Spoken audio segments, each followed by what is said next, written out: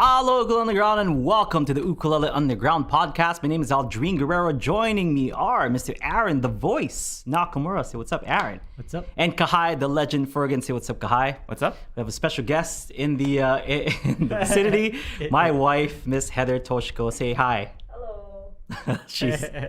We had a slight bit of an accident on our office, and a bottle of hot sauce fell. Like that's as Totally as not the hot sauce bottle that Rob just gave us. So these things happen, and since like we're three dudes that don't really know how to clean that well, at least I don't. My wife came to the rescue, and she is now spraying this white foam on the floor to make sure that it doesn't stain, because it looks super orange right now. But how are you guys? Anything exciting happened this week? No? Anything we should talk about that happened recently? This past weekend was our concert. I had a lot of fun, guys. Did you guys have fun? Yeah. Mm-hmm. Yeah. So Aaron, even though you didn't get to sing, you did an awesome job. Like I love that. Like you were injured not too long ago, but you're like, nah, I'm still going to do the concert. I'm like, wow, what a team player this guy is. But thank you so much for your hard work and contribution. You did awesome. But maybe for the next one, maybe we'll get you singing on the next one. Yeah. And I sang for the first time like 2 days ago. An actual song. Yeah. 2 days ago. Yeah, a couple days ago at our Wednesday gig, you actually did. You did a tune. So thank you for that. I know you're slowly trying to get back, get back in there, but we appreciate you showing up, you playing some chords and stuff. Kahai, also you, man, you're actually the MVP, or like the unsung hero. How about a round of applause for Kahai, MVP? You kept it. You were pretty calm the whole time. I did not see the look of panic in your face at all. Was there anything that raised any flags for you, Kahai? Because I didn't notice. Oh, for the concert? Yeah. Yeah. No. I was cool. It was cool as a cucumber the whole time. I was like, man, if Kahai doesn't look like he's stressing out, maybe I should not be stressing out too. Because like I came in here maybe like an hour before the show started, and I was the only one here. Or no, maybe hour and a half, 2 hours before the show started. I was the only one here yet.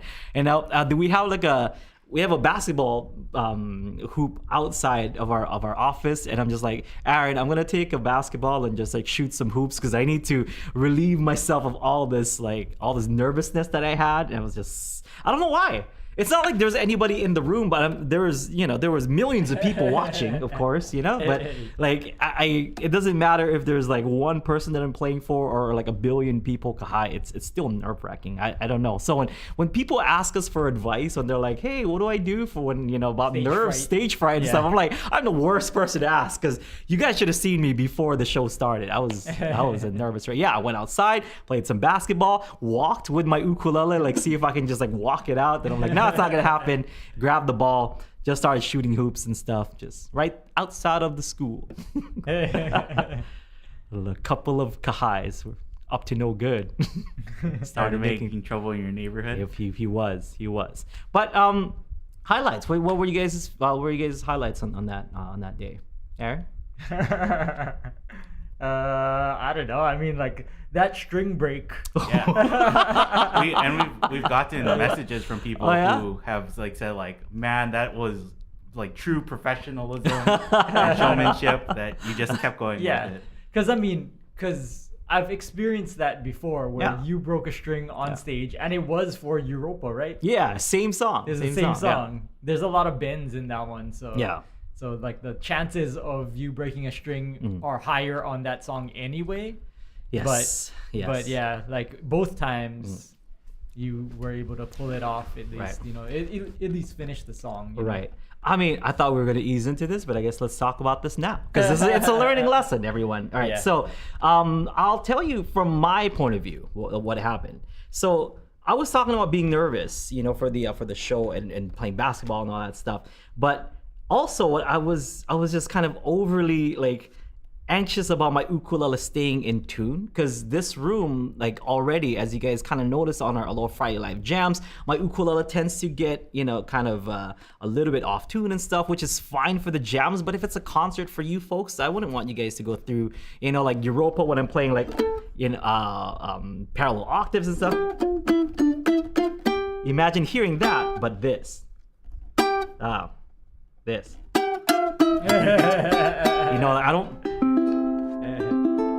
I don't want you guys to just have to listen to that or to sit there and like, hey, man, I paid for this or whatever, So I was very like nervous and anxious about my ukulele staying in tune.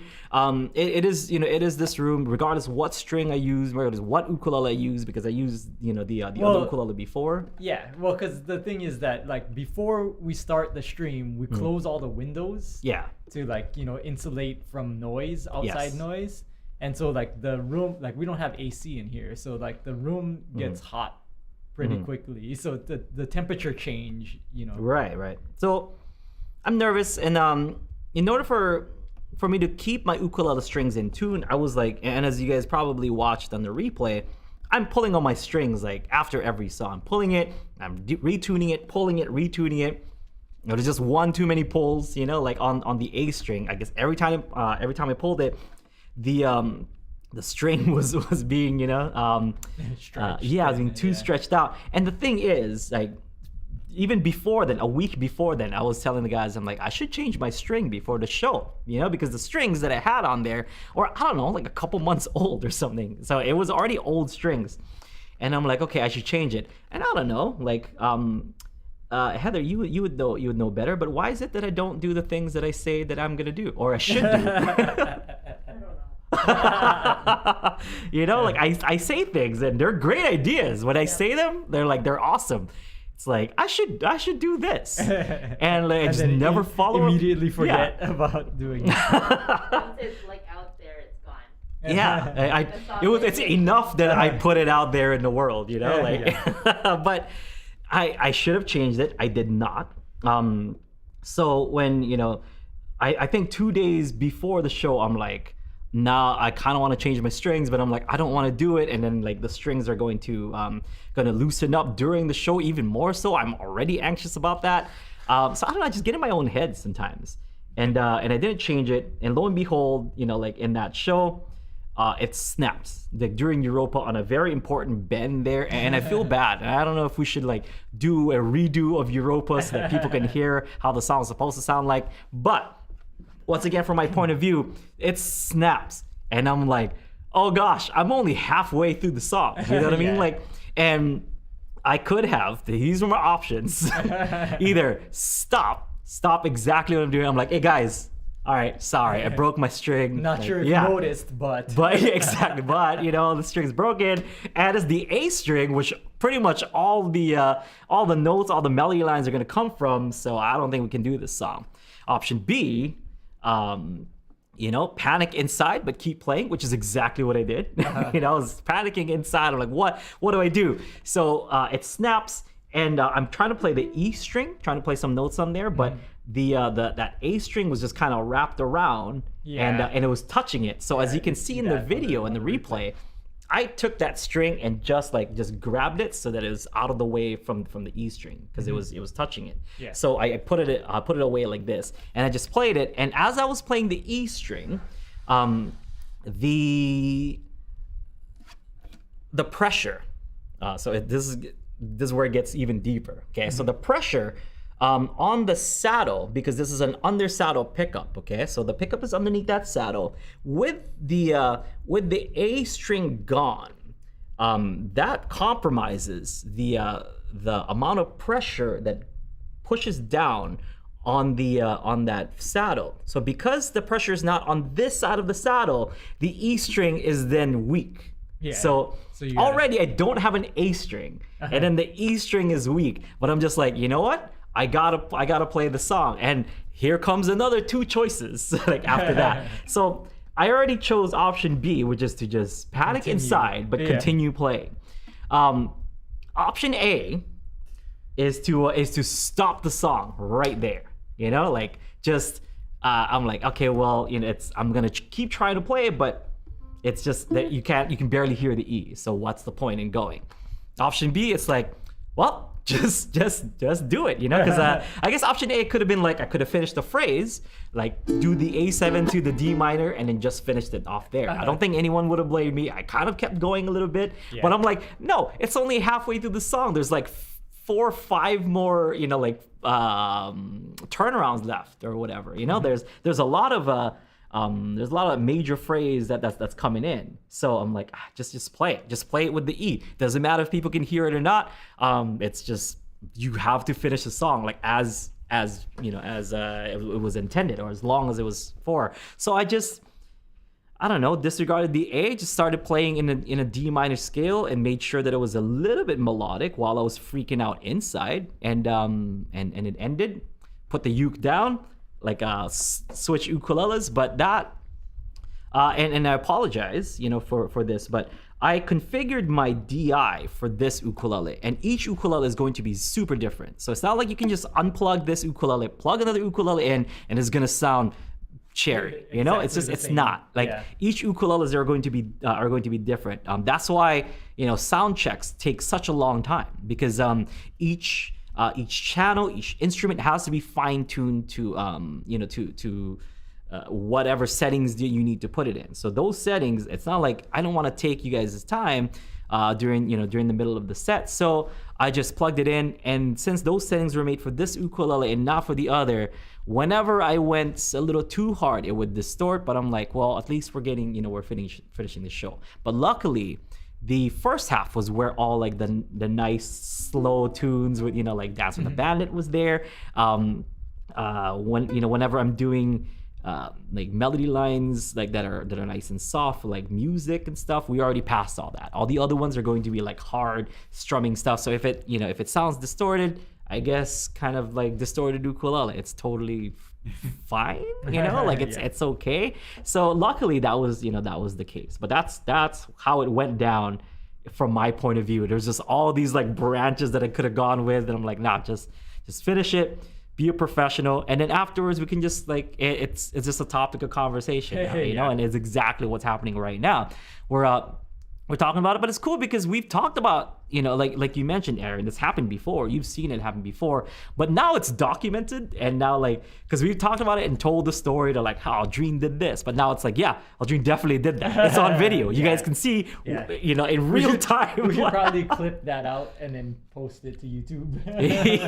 You know, just like he kept it cool. Like you could see his face, could see the exact moment that his heart breaks, but he kept going, and it was okay. The rest of the show was fine. You know, like I would have rather not have my string break, but it was cool that it happened because this is a learning site, and definitely that was something to, you know, I learned something from that experience just now, which is make the right decisions even in the heat of the moment, you know? Right, Kai? Yeah. This time when it happened, like, yeah, you mentioned like, oh, luckily, you know, you have another uke that you can just plug in too. But then the time that it happened in California, when you're playing Europa and your string broke, you didn't have another uke. I did not, yes. What did you do then? Great question. So I finished the song and then said, oh, we're going to take a 5-minute break. Like, so it was seriously just a 5-minute. It was like a half an hour break. I went to, it was at Island Bazaar. So it was an ukulele store. So they did have strings there. I'm like, I don't care what string it is. Give me whatever string you got. And I just restrung the one string. It's not like I strung the whole thing, and then went right back up on stage and finished the set. It's like, just give it 5 minutes, change it up, keep playing. Well, I remember like you asked Aaron to sing one song, like, and Aaron started the song, but you even strung it up, and then you got up and you finished the song with Aaron. You just tried to get up as fast as you could. That was another time. Like I've done this many times, guys. Like not many, but enough to kind of know what I'm doing when it does happen. Break a string on stage and then have to change it. There was at one time I did break the string, kept going, and then asked Aaron to sing a song. While he's singing the song, and those 3 minutes of that song is playing, I'm restringing my ukulele, and every now and then playing like an okay string, like playing notes from there, restringing it back, like muting my muting my ukulele. So luckily, I have one of those DIs that you can mute. So while you tune your ukulele, so it wasn't too bad. But it was a learning experience, and I thought it was okay. I thought I handled it well, and it turned out just fine. So that's from my point of view. Right.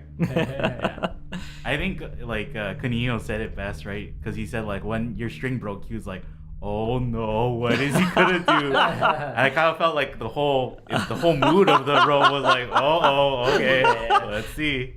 No, I think Aaron knew that I was just gonna keep going, right? Yeah. You knew I was gonna keep going. But just making sure that like we kind of hold it, Yes. hold the beat down, and then just follow wherever you choose to go from there. Thank you. Yeah, that's why working with professionals, everybody, because had it been someone else, someone new that I'm working with who are not used to that, they might have stopped, and I wouldn't want them to stop.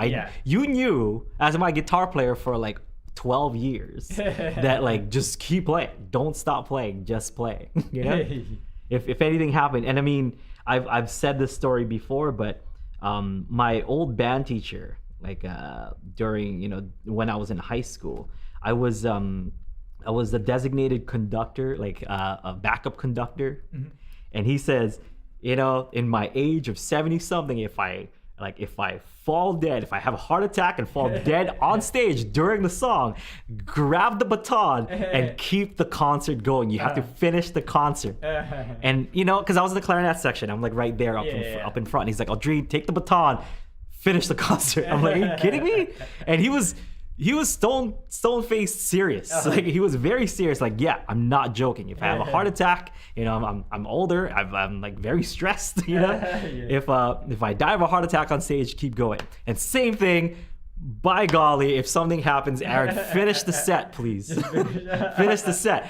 I don't know, just drag me by the feet out of the shot, and and have Aaron finish and Kaniho finish the set, because that's what I would want. Then people can watch it like, man, see it right there. That's when he died. He died on stage. But I wanna who's that very famous ukulele player? Tiny Tim. I want Tiny Tim. Tiny Tim.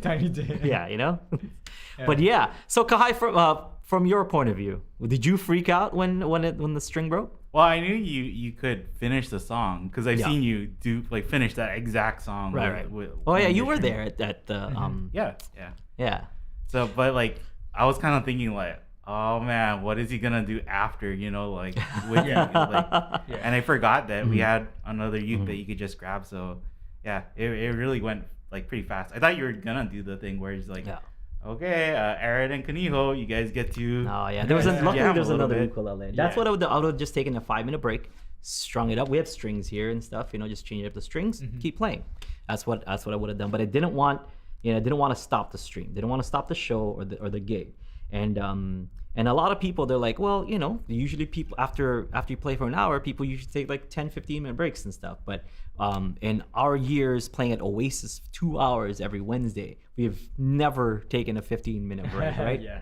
Aaron, do you remember us ever taking a break? We've only taken a break before the show starting because our mixer wasn't working. Yes. But other than that, there was some other things that happened that I didn't want to disclose or talk about. But now I finally can. We were practicing a lot that week, and my ring finger, my ring finger nail, I actually chipped on the side, and I cut it shorter than usual. And if it's shorter than usual, it exposes that tiny, very sensitive part of your of the tip of your finger underneath the nail. And I was doing all these strums and stuff. And even before the show started, I think the day before, I had like one of those blisters with the liquid underneath and stuff, and I'm like, oh no, this is not good. So before, I think maybe like the 4th or 5th song, like I don't know what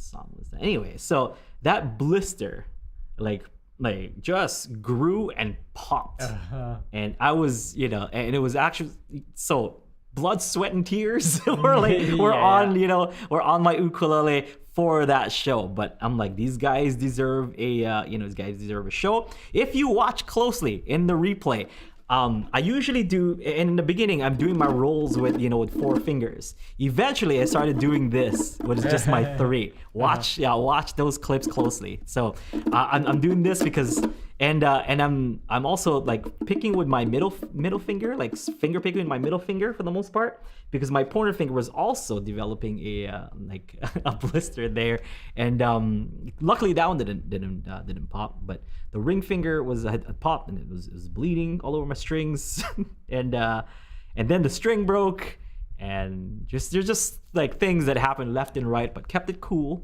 finished the set, and I thought it was okay. Hi. Yeah. So, if you guys have not seen the concert, if you're a UU Plus subscriber, that concert is on there forever, right, Kai? So if if there was somebody that did want to watch the concert that is not a UU Plus member, for those of you folks watching right now, you can sign up for UU Plus and watch that whenever. It does even past the 30 days. You can sign up for UU Plus, watch the concert. Yeah, but it's no longer $5. I guess that's the only downside, right? Well, people can still buy tickets. The tickets are still available, and then that link that from the ticket should work till like May 10th. So yeah, we'll keep it up for the month, and then you guys can still buy it and watch it. So nice. Okay, well, so since this show is a Q&A show, why don't we a Q? Hi. So speaking of like the concert and stuff. Yes.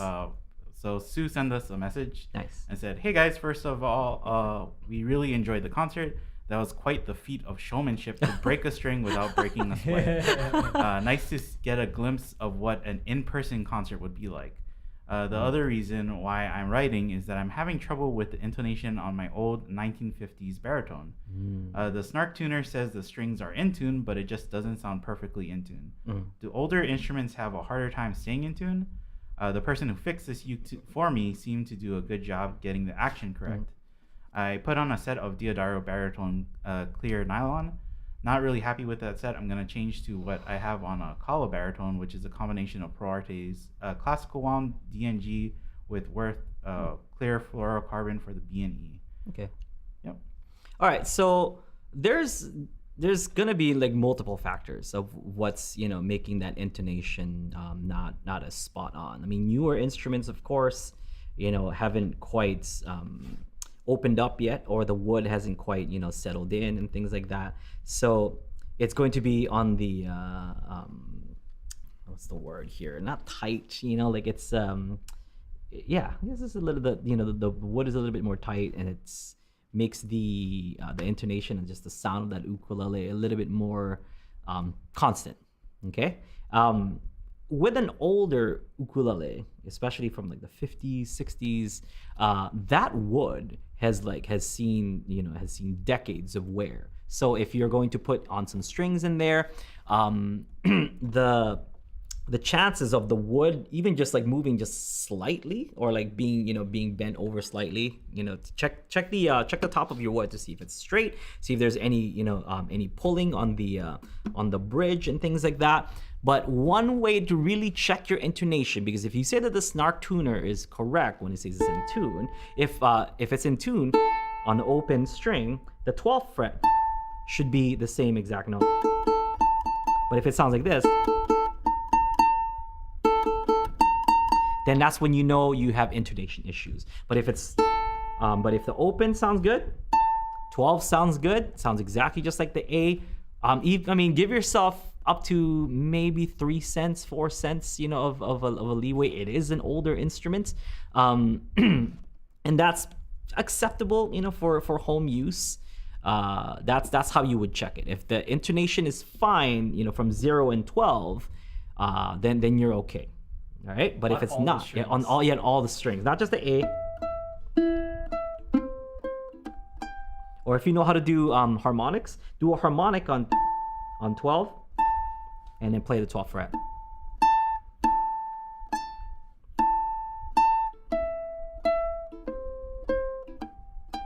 As you notice, like my ukulele, perfectly in tune on the 0 and 12th fret, and harmonic on 12, and then playing the 12th fret. So that's how you check the intonation of your ukulele. There is, if you want to further, if you're still not convinced and you want to further like investigate, take your tuner and play each fret. See if there's a specific fret that's not, maybe not dressed well, or it's coming off a little bit. I don't, there might be something wrong with one of the frets, or maybe it's just a little higher or lower, or whatever it is. That's also going to show. Okay, so like I said, give yourself up to like 3-4 cents of a leeway on your tuner to just it is old. You got to cut it some slack. Yeah, that's what I would do. I would check that, and if not, so if it is playing in tune, then you have nothing to worry about. Maybe it's just like it's just the fact that like, okay, well, it's old, so it doesn't quite sound right, but I trust your ear, so identify the problem, and then go back to the luthier that you said you went to, that you said they did a good job, and let them know what the issue is. Say that like, hey, it's playing sharp or whatever, on the 12th fret when the 0 fret is nice and tuned, 12th fret is playing, I don't know, like 10 cents sharp or whatever it is. Let them know that. You don't have to tell them how many cents. But then they're going to either fix the nut, fix the saddle, or maybe check the bridge if, like I said, it's pulling a little bit. So those are all problems that can arise when you have older vintage instruments. Yeah. I told Sue, like, intonation is like the bane of like luthier and musicians, right? Where it's kind of like, it's something that we all admit that it's like, yeah, there's like every instrument is gonna have a little bit of intonation deviation, right? Like, like it's gonna be a little bit off, and it's kind of just like, if you can just kind of like look past it, then it's just like, yeah, it's good enough. Yeah, because sometimes it's like, you tune your ukulele and it's all in tune, open strings. Yeah. But then certain chords that you play might sound off, or like you just take note of those, and then what notes those are. Yeah. And sometimes also it's like, if your frets are high, sometimes when you push down, like because they're high, you can push down further on it, like, and that changes the tone. Yeah, depending on how hard you grip your chords, or push down on your notes, that will make the notes sharper. So like sometimes with older instruments with high frets, you have to play around with how hard you press your chords, and sometimes you can get it to sound pretty good, but if you press down harder than that, it'll sound sharp. So check your instruments, because I have vintage instruments as well. The intonation is not too bad. Like I said, I do give it a little bit of a leeway because it's older. So the wood is softer, so it might be moving a little bit, or it might be bent a little bit, or whatever it may be. But it's just, you gotta cut it some slack, because it's an older piece of wood, so it will bend more than the new ones. Like, that's why I said tight. And maybe I should have said stronger or less or more dense, But that's what I would do. Yeah, Kahai, what do you think? Like, as long as you can get the instrument to where it's like you're happy, then that's pretty much what you want to get it to. But it's pretty hard to get like an instrument that is totally, has totally no intonation problems and is perfect across the fretboard. I mean, that I told Sue, that's why they have like things like fan frets, right? Because it's to try and kind of compensate for the So there's all these tricks that like luthiers and musicians are trying to do to get like the perfect intonation, but it's pretty tricky. So. Heather, what would you do? What do you think? Heather, what's your call on this? Yes. Yeah. Good answer. Earlier, Devin said, just listen to Heather. You should just listen to Heather. We have another question? Yeah, Robert asked, what is, you mentioned cents, so what is cents? Well, cents is just like the unit of measurement of how far you are from like the hertz where it should be, it should be vibrating. That's really all it is. So yeah, on that, like on the snark Yeah. tuners, I think it's here's a tuner here. It's Ukulele tuner FT15. So if you tune that, all the way to the side is plus 50 cents. I don't know if we can kind of show this. Remember, you want to? I don't know. Can you catch that? Yep. So there's the A, right? So here, right at the end, right at the edge, or each end, is plus 50. So the further away from the middle that is, it's either plus 50 cents, or like plus however many cents, that is off by, or minus however many cents it's off by. That's really all it is. Cents is just, a way of saying like inches or meters, or like it's a unit of measurement for the sound. Yeah, Jim said there are 100 cents between like Each. semitones. Yep. So from one note to the next. To the so next. from like C to C sharp. sharp, there are 100 cents. It's kind of like, it's just like going from centimeters to millimeters. You're getting more precise with how Yeah. accurate it is. That's why Yes. it's called a centimeter. Because it's 100. 100 cents. Yep. Yes. Next question. Okay. Okay. Andre asks, if I have guitar tab and want to Yes. rewrite it for ukulele, it's quite easy for low G, but I get confused easily with high G. Any tricks or tips? If you're doing guitar stuff, first off, I would move it up 5 frets. But if you want to play it, I guess exactly like it, and disregarding the like the 2.5 steps up that an ukulele does, I guess if you're playing it with a high G instead of a low G, let's see. Play the notes, right? Like even if it's gonna go to your high G, but if it is an important line or a melody line that really sticks out and is kind of weird, that so for example, do you have a low G on you, Aaron? I guess behind here. Yeah. So here's Aaron's low G I ukulele. don't know if it's tuned, but Oh, he changed strings finally? He changed strings finally? I guess. Okay, so in the song Breezin', the melody line is in D.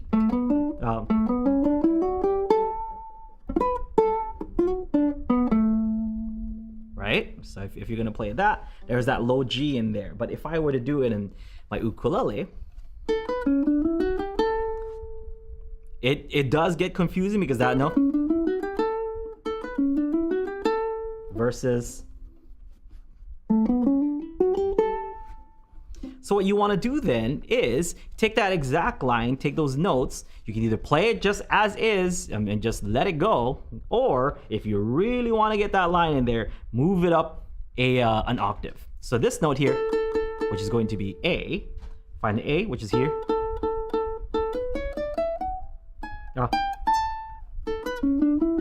So A, B, C sharp, D, E, F sharp, G, A. So it's going to be A, B, C sharp, D, E, F sharp, G, A.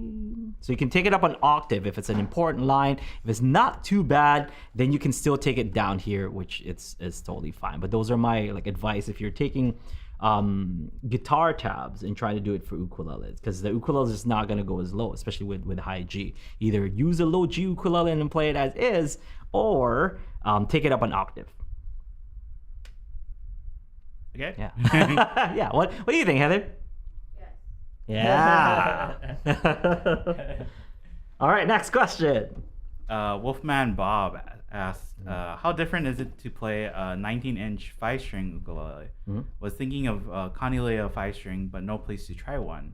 Was thinking it might make it harder to change between my current tenor.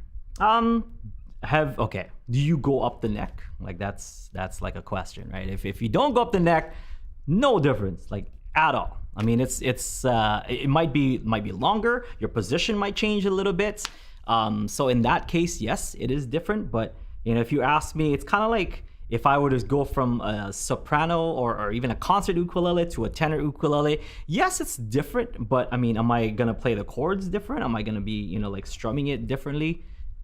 There are some slight differences, but playing it's the same approach. I'm gonna play G this way, and I'm gonna play the G like this on my ukulele and on Aaron's ukulele, which is a totally different shape. You know, I'm gonna hold it the same way, play that G the same exact way that I did. You know, like strum it.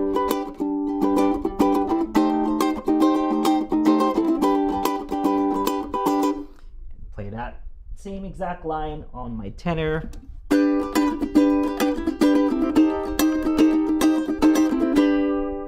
Makes no difference, all right? It's just the way that you hold it. So if you're wondering what the difference is, that's not something that I can like tell you with words. It's one of those that other than like, it's gonna be slightly bigger, you know? That's something that you have to hold yourself and feel for yourself, because it's going to depend how big you are, how small you are, how big or small your hands are, your arms and all that stuff, and how you currently hold your ukulele, you know? Because that might be different from the way that I'm holding my ukulele. So there's lots and lots of things that could be different or that could be the same, but for the most part it's really just the size, the way that you play it, the way you approach it, approach the notes, approach the chords, they're all the same. 5-string, one of them is going to be doubled up. It's going to have an octave, you know, either this, most likely the C is either going to be it's a regular C and a high C, you know, so I think an octave above them. This is an octave above middle C, whereas this is middle C. So you're gonna have the middle C and an octave above middle C for those strings. Either that, or you have the G, G above the middle C with an octave below. So you have a low and high G. So it just depends how your ukulele is set up. The nut and saddle is set up. Yeah. Yeah, but those are the main differences, right, Heather? Yeah. Yeah. So you should just have her here, Kai, so we don't have to go right, Kai, every time, you know? Yeah. After, can I get you to record some yes afterwards, and I can just have a soundboard? Yeah. Yeah. Oh my god. Okay. Yeah. Next. Yeah, Laogao asks, are modern building techniques better than in the past, and will higher-end instruments hold up better than the aging instruments with intonation issues that you were previously talking about? Oh, you know, like that is a loaded question. Only because I agree that modern techniques will build you a more consistent instrument. But then the counter argument to that is like, well, what about Stradivarius? You know, like that old building techniques, there's just something about them, you know? But if you're looking for consistency in the level of like, well, the machines can do this the same exact way every time, then in that case, I think that's better. But better, the word better is subjective. So I think there's definitely some things that we can learn from old building techniques that haven't quite found a mechanical version or a robotic version or industrial version of it. Let's say, for example, like the techniques of Stradivarius with his $1 million violins. But if with someone like Canilea, who's very innovative and have very modern building techniques, they can not only build you a consistent sound with their instruments, but they can also be a little bit more innovative than usual, because not only can you build them with good consistency, but there's also some cool stuff that just regular human hands can't do, the machines can. So I'm in the camp that I think it's better, but not to downplay like really amazing luthiers who do it by hand, because by hand there's just something to it. I know, say Tom Braverman, here on Kauai, he makes ukuleles. He used to be a furniture maker in Spain, and just something about his decades upon decades of experience working with wood and knowing how it feels and and all that there is a certain mana that he's putting into his instruments that you just can't get with machines, so for the sake of consistency, I think machines are great, but there's just that touch, but just as easily can sound bad also, making it sound good. Not saying Tom's made bad ukes or whatever, but human error is a thing. They did a test with Strats, and they did a 50 or a blind test, right? And it was 50-50 whether people prefer the Strat or the modern instrument. But I mean, that's kind of the thing too, is there is a a part of like when you play some instrument with like a mythos of like having been built by this hand built by a master luthier or craftsman. That's true.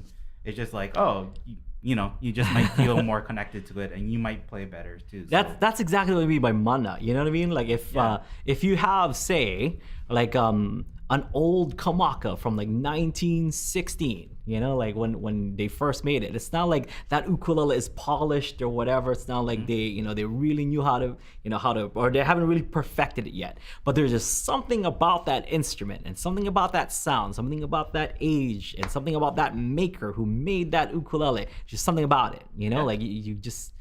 I don't know, because I've built an ukulele with Takahashi, and when I built that ukulele, I mean Takasaki, yeah. I knew nothing about building ukuleles and anything like that. But for me, like it's one of like the best instruments that I've played. But it's just one of those things that I put my own like hard work and all that stuff into it, and I think it's. I think it sounds great for someone who's never built anything before.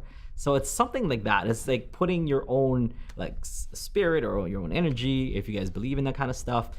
There is something deeper, like with a connection with the instruments. For example, Stradivarius or whatever. You get yourself a nice, like a well-known legend luthier.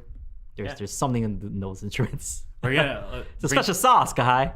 Yeah, bringing it back to Crossroads, right? It's like, I bet you bought that guitar because it looked old and cool. It's like, yeah, if you want to buy like an instrument like that and you like playing it, then that's fine. But yeah, you can just as easily buy that, what is it, like Cream Telly that he starts rocking in the like end of the movie. So right. I mean, there's like Nuke Doc, one of our OG Ukulele on the Ground members. He would take ukuleles and guitars. He would like mod them and stuff. I played his like made in Mexico Stratocaster that he put like some time in, and it sounds better than like my American standard like Telecaster or Stratocaster that I have. So it just really depends, But I'm gonna stick to what I said. I think machines do make things a lot more consistent than human hands, but there's just something. There's an X factor in human hands that you just can't get with machines. The question is, will they hold up better though? So that totally depends on like the materials that you're working with. That's true. Yeah. Like what choices for materials and like for what conditions under which the instrument will be kept. Right. Because like you can have like one old one that you really like. You kept it perfectly humidified and everything, and then a newer built one, and in 50 years, if you don't like humidify it in the same way, or like you keep it in like a hot temperature and the glue's just gonna melt, like that's true. There's just like We've also heard of like people who they find like a ook in like the closet or something, and it just happened to like last so many years, and it turns out good. So it depends on it's almost like individual ukuleles whether they hold up or not. And then even like talking about kamaka, like kamaka used to use koa for everything. Like that's why the necks broke so much. And that's why it's hard to find like vintage kamakas of a certain era because a lot of them the necks broke. And so since then they've upgraded their techniques. They've used different materials for different things. They've added supports in certain areas to like reinforce parts that broke more often. And so like I think there's an evolution of like what makers do over time in order to make sure that their instruments will last longer, but like keep that sound. It's gonna change the sound, but like so there's all kinds of factors that go into it, and so I'm not sure if you can really like pose that question like equally. It really depends. So like there are some other builders that add like carbon fiber strips into like the necks or like truss rods into the necks to make sure that the neck doesn't bow snap. or like and so a lot of those things it just depends on the maker, on the materials, on whatever model that you're talking about. I mean, even going like if it's the same model, right? It can be from tree to tree, like wood block to wood block. Exactly. changes it. So, Yeah. yeah, it really is. Yeah, so you don't know how wood is gonna warp or change or move over time depending on the conditions that it's kept under. And also like different, the like you said, the materials, Yep. like the Yep. kind of wood that you're using, or like even if it's the same kind of wood, if it's harvested in a different, in a different way or a different season, different year, like there's so many factors. And like now, right? Like there's woods that we can't get anymore, right? Yeah. So those vintage ukuleles are maybe they have woods that you just can't find anymore. So So it's hard to compare. Going back to like Stradivarius, like those woods that it was made with like those harsh like winter conditions in that area that was only in that whatever like decade or years, because makes a big difference. Like Strads, like there's like a period where like he made some and people are like they're okay, and then they're like, oh, this one is good, and then it kind of went back to like they're okay. So that's the ones that are really good are the ones that are millions of dollars, and then the other ones are still millions of dollars too, but they're only 2 million, not 5. They're only 2. Yeah. So So you're saying that PSA 1 Charizard is just as good as a PSA 10 Charizard, Kai? Yeah. You have to. Is it?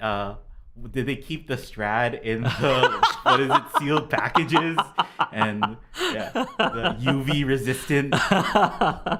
So next question. Do we have one more question? I'm not sure. Oh, I think that's pretty much it. Yeah. My wife, you wanna join me for a question or two? Yeah, I just wanna come. Just have a set. I just wanted it to be known on camera that I at least asked.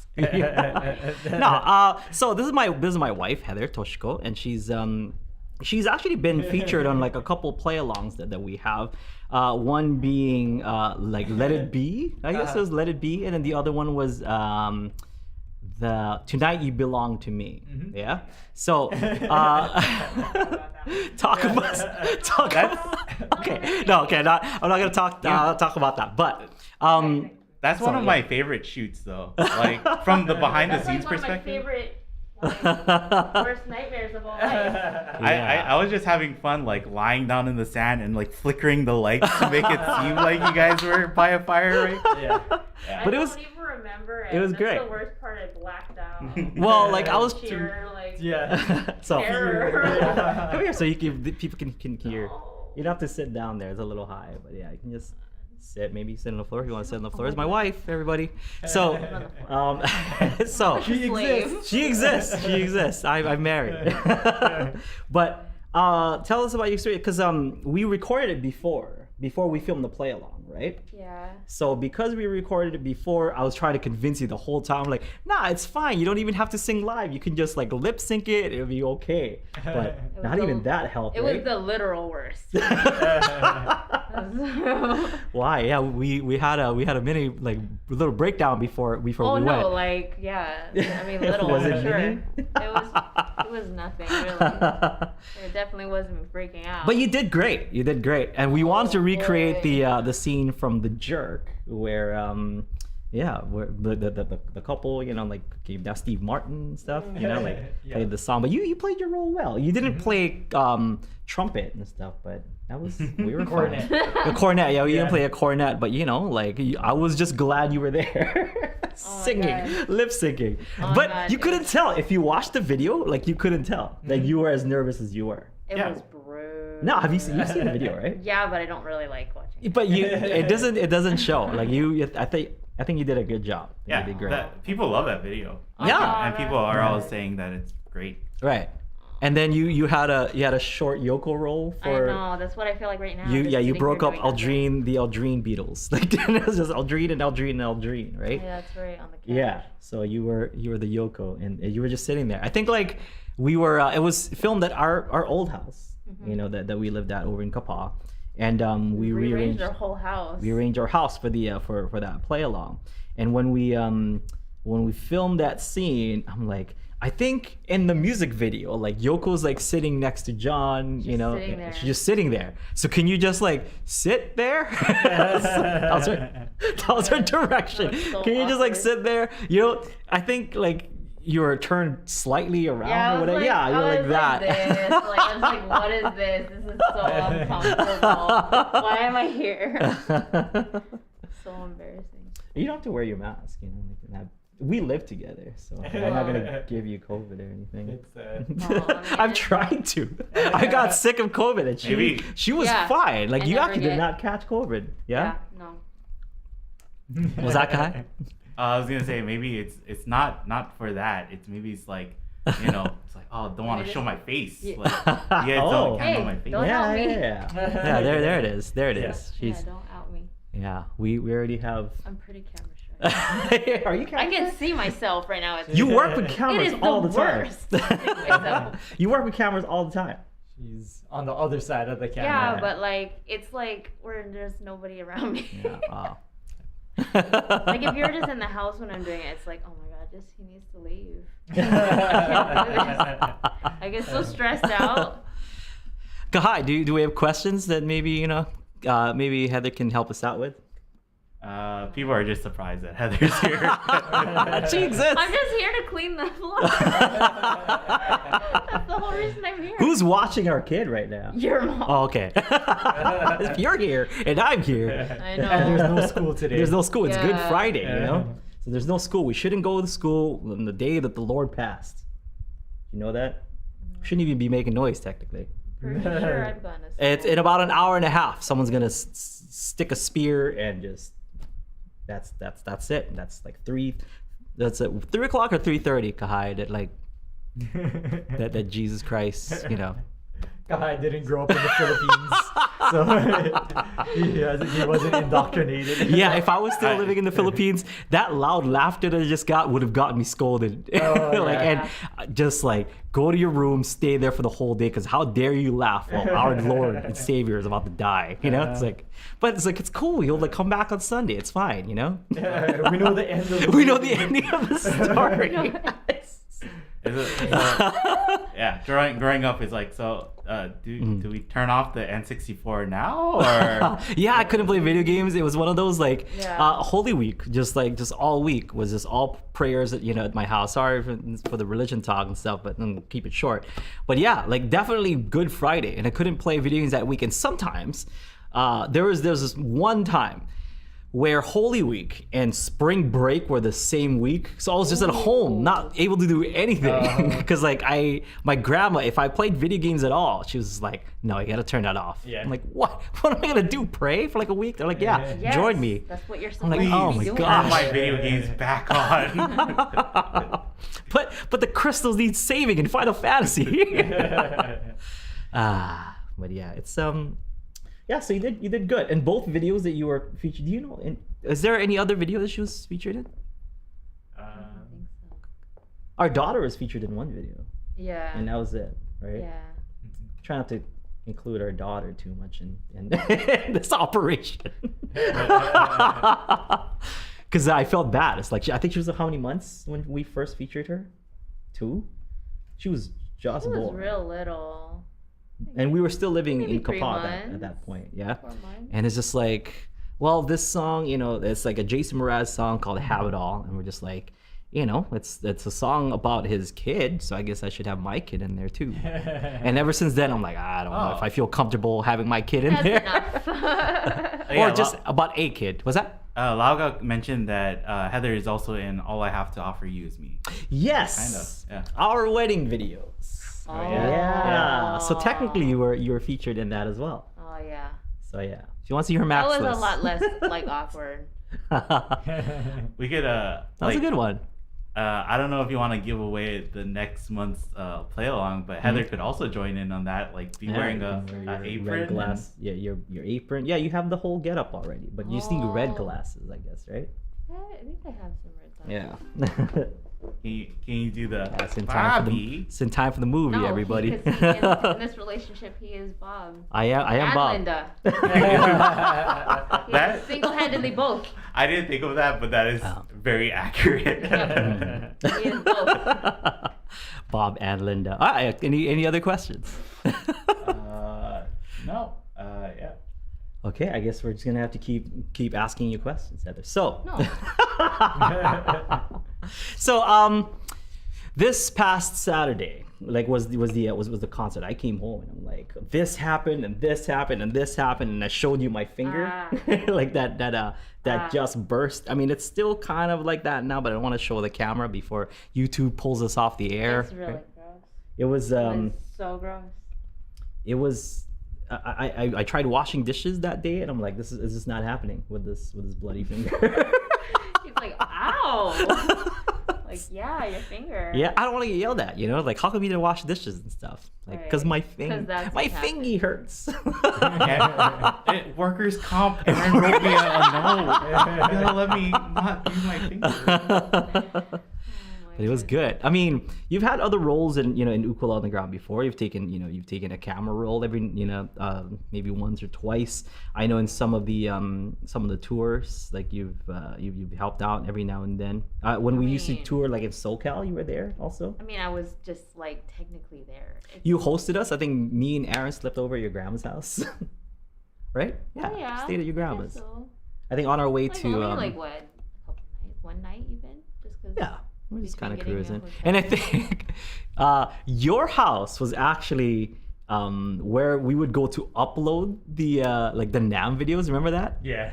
Oh yeah, my grandma's house. Yeah, we'd go over to your grandma's house to upload all the NAMM videos and then go to NAMM. Like while we were at NAMM, it was uploading? Or how'd that work, Aaron? Yeah.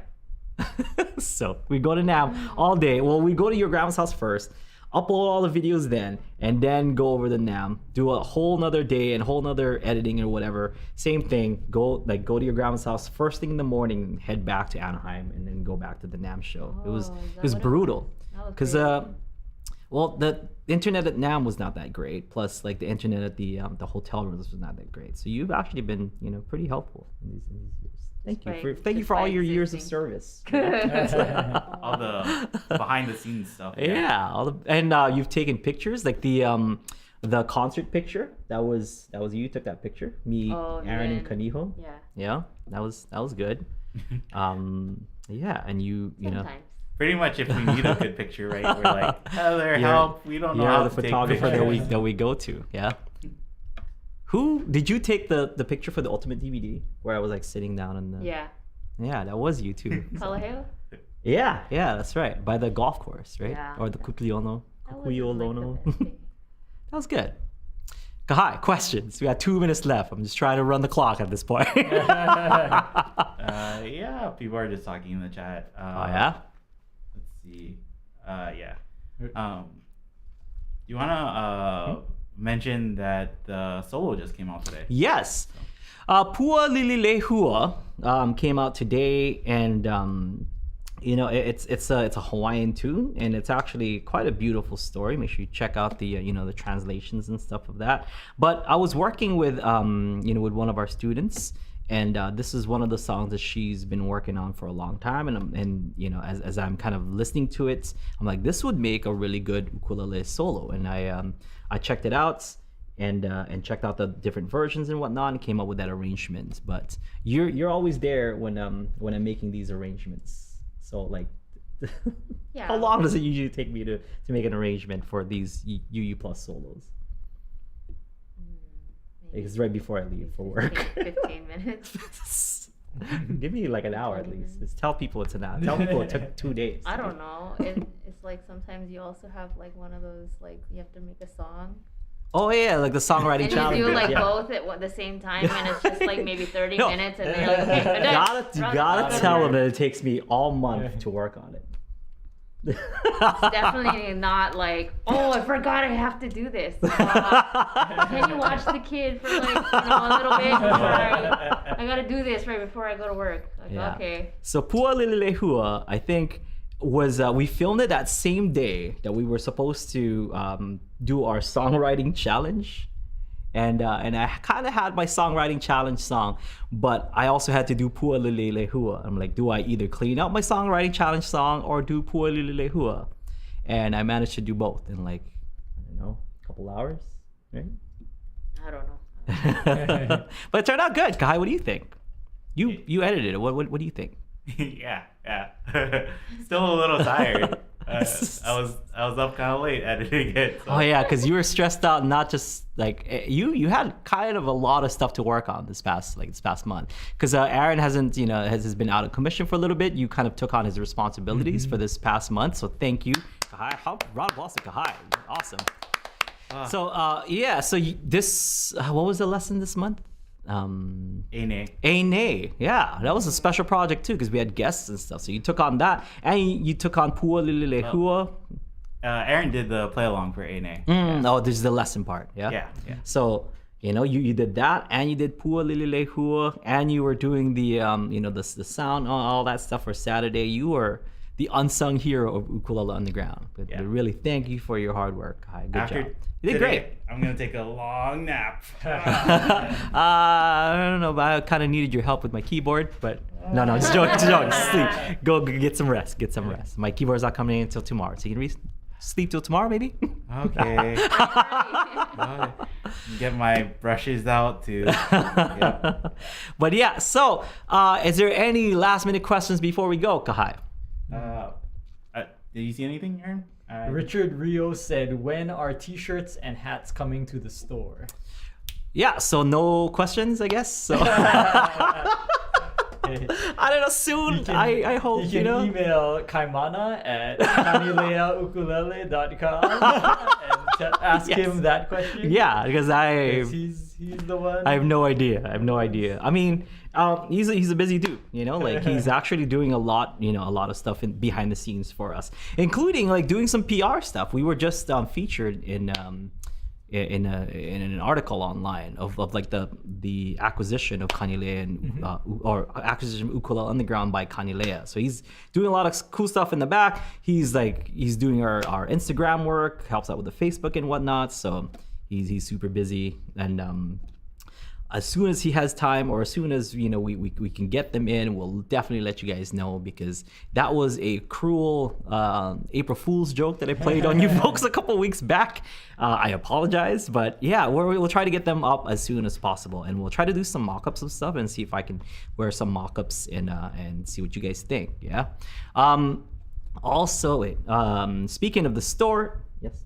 Speaking of the store, we do have a special bundle going on right now. If you guys buy a Islander ukulele and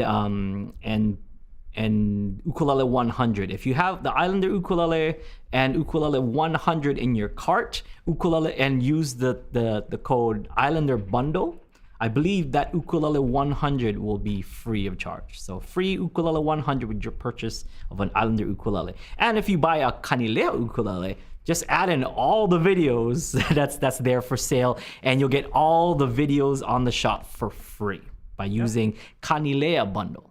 No Okina, right? Just Kanilea bundle, right? Kanilea bundle. Something else too that we don't really talk about, but if you get a Kanilea, the shipping for mainland orders or U.S. orders, I guess, is free. So, yeah, that's another great thing. Could they? I don't know. I don't know how shipping works on our store and stuff. Could they buy something? And usually shipping is kind of it's kind of pricey. Could they buy something and buy an Kanilea ukulele, and will that ship for free? I think so. I think they can bundle in. I mean, because the other things that we have on the store are small accessories, so I'm pretty sure they can just put it in the box. And I don't think we've ever mentioned this, but if I did, I'll say it again. If there is any special orders that you guys may have, because we are now Kanilea dealers technically, if there's anything that you guys want, please let us know. If it's not on the store, if it's like, I want a whatever Kanilea like Kuipo model or whatever it may be, whatever model, I want an Aldrine Guerrero model with Brazilian rosewood and Adirondack spruce top or Sitka spruce top. I want this exact ukulele that you have right now. Let us know. Just because we can get those orders in, and we can special order whatever you guys need, whatever you guys want, basically. If you want to make custom orders and stuff, you can also ask us. We'll get it for you. Okay. Or if you order a uke from the shop, and then you want like pickups and other stuff too, Yeah. Email us. Just about that. email us, let us know, because we'll try to do everything that we can for you to make your shopping experience as best as possible. Right, Heather? Yes. On that note, we'll see you folks next time. Have a great one. UU Plus subscribers, please stick around for UU Plus coaching. Aloha.